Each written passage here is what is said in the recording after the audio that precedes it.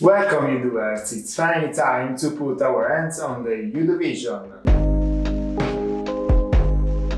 Today I'll guide you through the basic setup of your brand new board. If you missed the previous video where we discussed the hardware components, don't worry, you can find the link in the video description.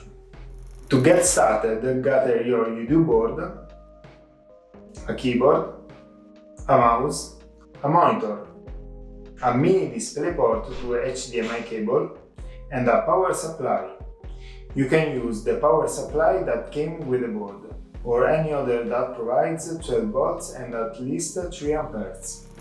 First, plug the keyboard and mouse into the USB ports.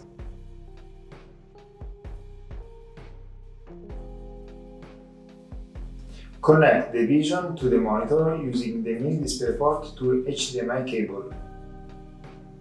Finally, connect the power adapter to the jack connector and watch the board come to life.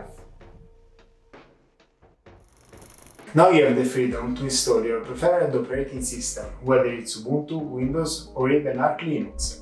I've already installed Ubuntu on the onboard eMMC, but if you don't have an OS yet, you can check out the videos we created for the previous board.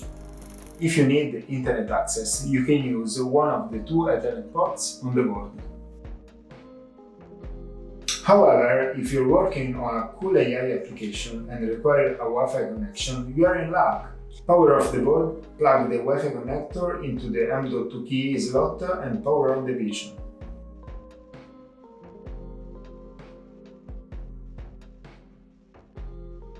The network adapter will be automatically detected, allowing you to connect to your preferred network.